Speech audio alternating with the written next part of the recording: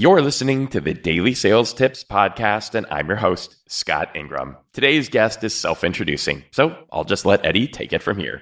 Hi, Daily Sales Tip community. My name is Eddie Baez with Teams Win Championships, and my message today is for sales leaders that haven't updated or ever created a sales manual for their team.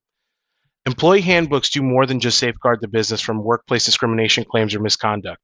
These documents provide new and existing employees with an overview of the identities and attitudes of the people for whom they are working with and for. In a we-focused sales environment, sales leaders should consider the type of message employees walk away with after reading their manuals.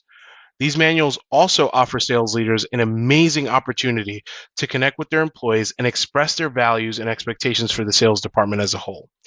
Being intentional about the messages up front is a direct investment into the department's long-term chemistry and socially acceptable norms.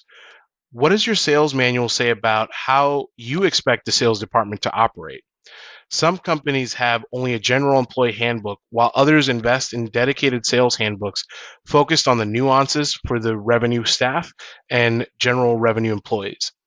It's like having another sales leader on the team that is available 24/7 and people can refer to at times of uncertainty.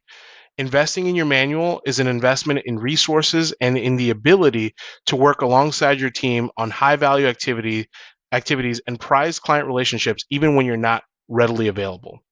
In our experience, throughout our sales careers, the following are a few of the topics frequently referred to in employee handbooks and suggestions for what to consider when structuring your team's sales success guide.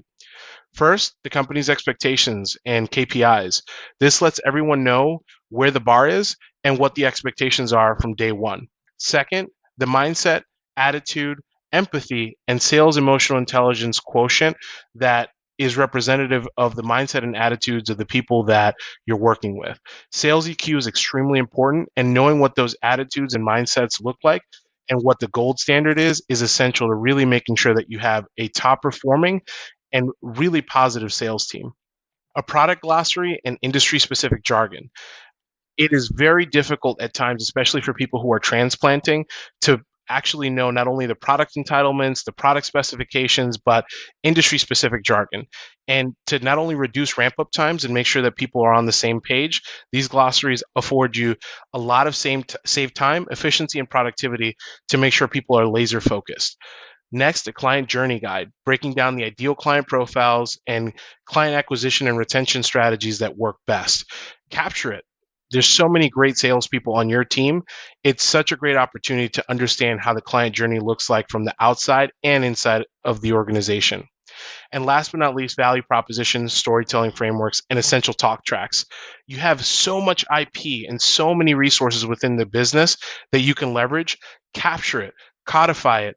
It's essential for anyone who's stepping into the role, especially for anyone new, especially in this virtual sales environment, to hear from the very best in the business on the ways to say it, the ways to position it, and really drive that value home through the way that things are said to clients and what drives impact. So these are my tips. I hope these have been valuable. Happy selling.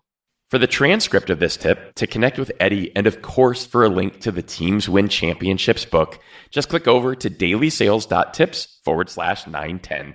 Once you've done that, be sure to come back tomorrow for another great sales tip. Thanks for listening.